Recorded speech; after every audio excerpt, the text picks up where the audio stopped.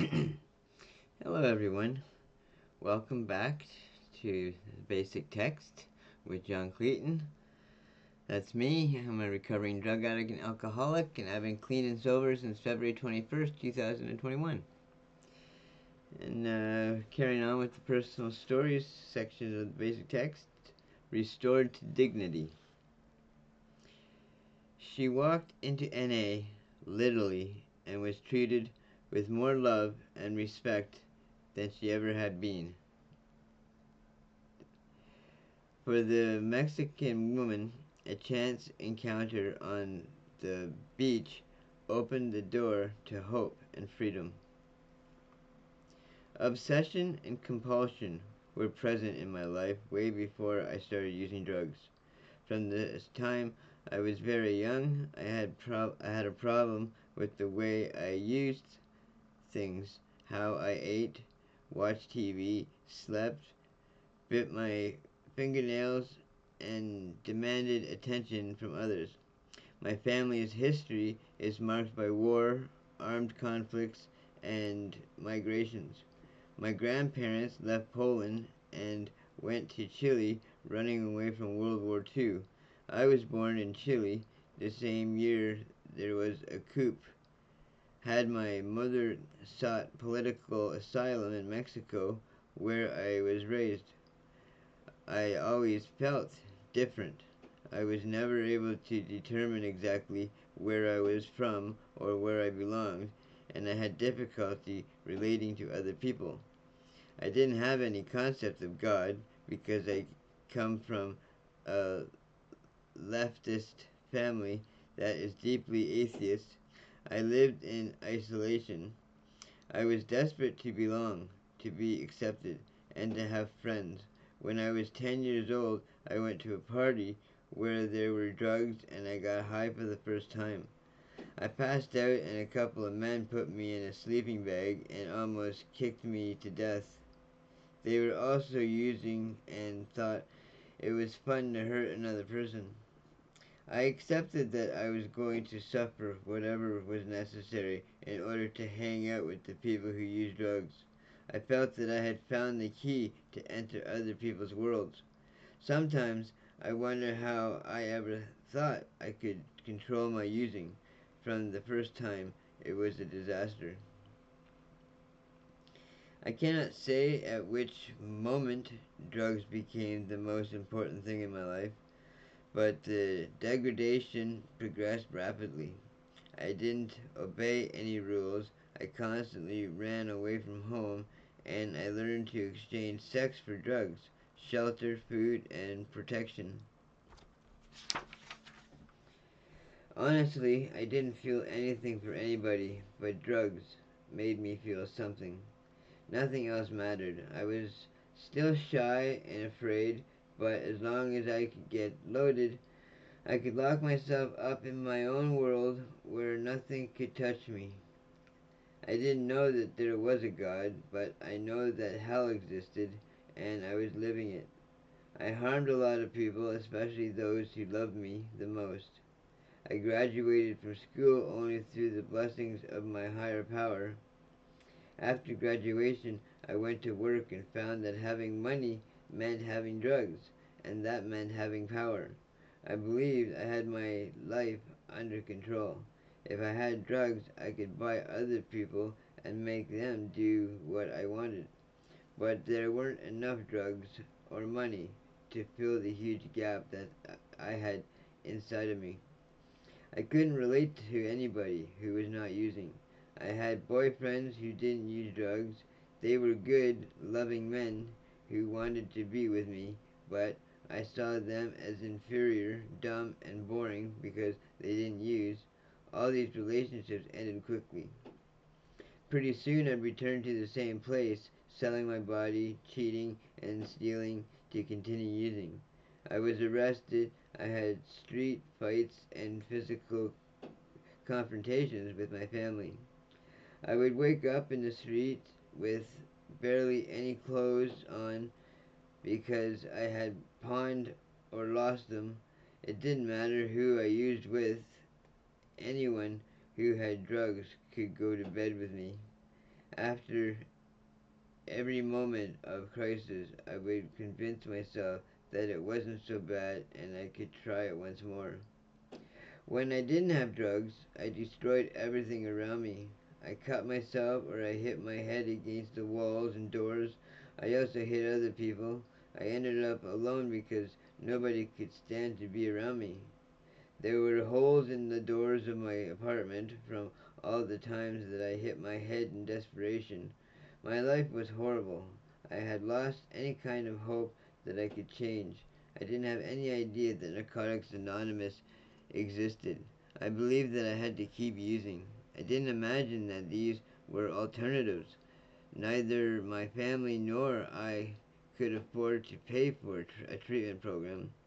I was introduced to Narcotics Anonymous in a very strange manner, which kept me from being able to close my eyes to my own life.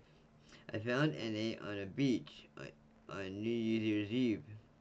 There was a group of addicts celebrating their recovery around a bonfire while I was going crazy looking for drugs. I literally bumped into them. I was so high that I couldn't talk. I had no idea who these people were, but they seemed so happy that I thought they probably had some good drugs.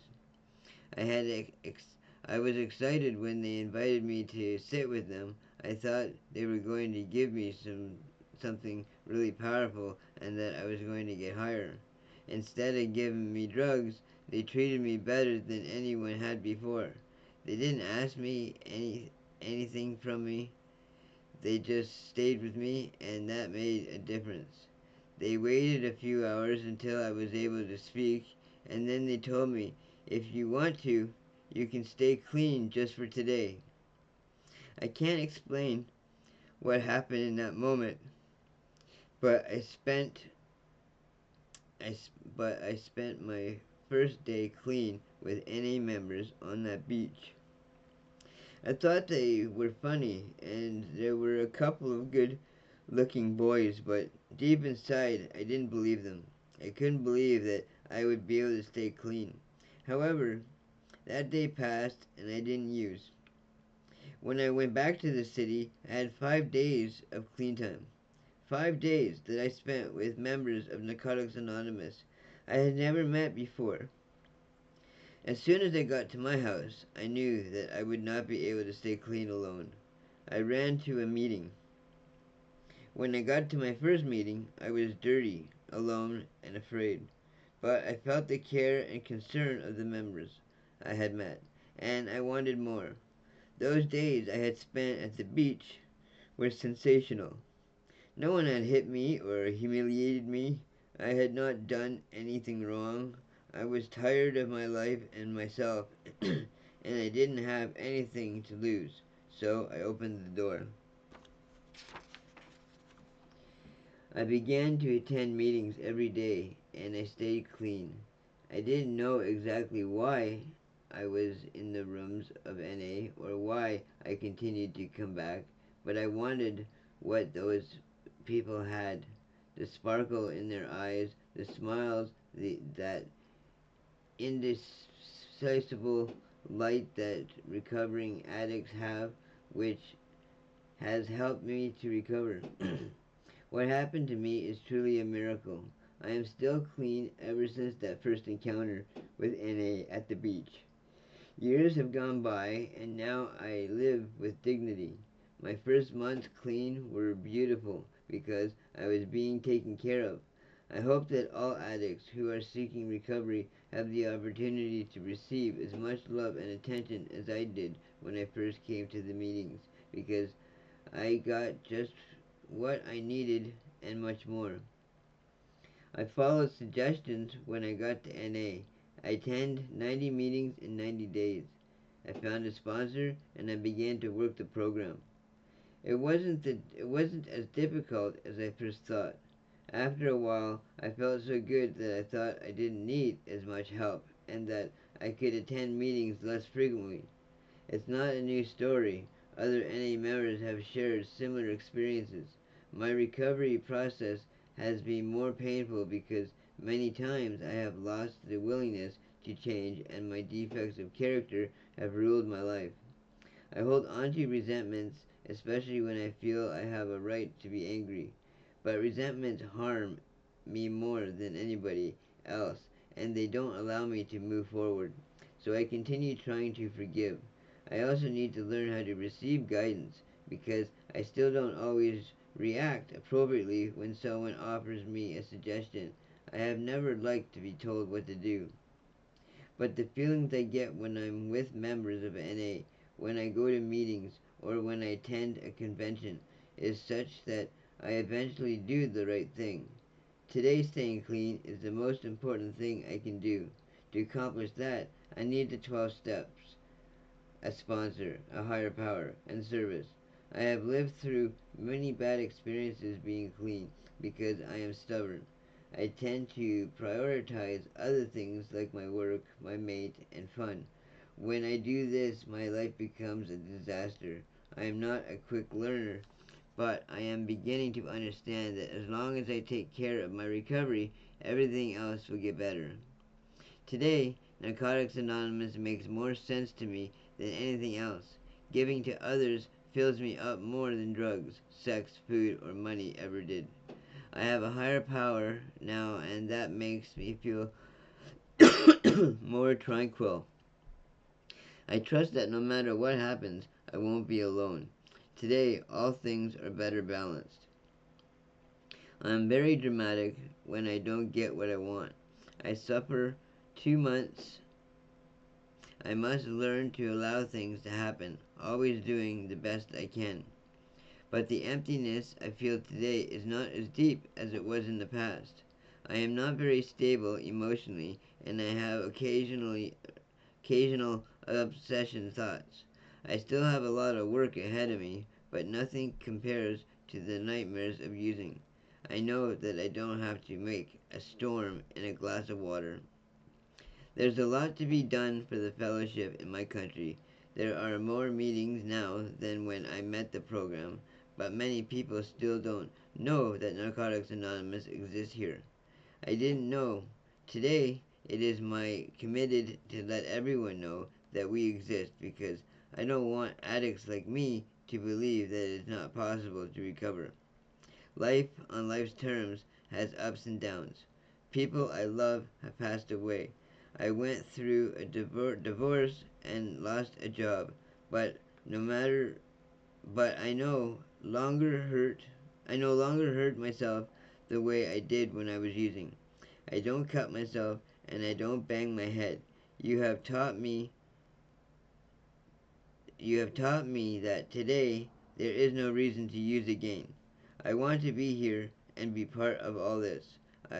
To feel that I belong to the fellowship has been a fundamental to staying clean. I once thought that if I survived to my 30th birthday, I would kill myself. All my idols and musicians and artists who died young from overdoses. Today I am 32 years old and I love to be alive. The best experience of my life has been to see how the eyes of an addict who begins to recover don't have that look of death anymore. Seeing that awakening is worth more than anything else. Forever and ever, thanks for opening the door of life to me. Amen to that. That's a hell of a story. You know, when I got clean, I didn't know about Narcotics Anonymous either. And it's interesting because when I went to treatment, I was in a place called the Mustard Seed. And they happen to have, were carrying meetings, NA meetings in the basement. And so when I got accepted into the treatment facility, it was convenient because while I was there, I was going to a meeting twice a day, and then they eventually turned it into a women's shelter. And now I think the entire place has changed again, so I'm not even sure anymore. But yeah, that was a great story. I hope it resonated with all of you like it has me, and I hope that you come back again tomorrow. And I hope that, yeah, if nobody's told you today that they love you, well, I love you, and we will see you tomorrow. Okay, bye for now.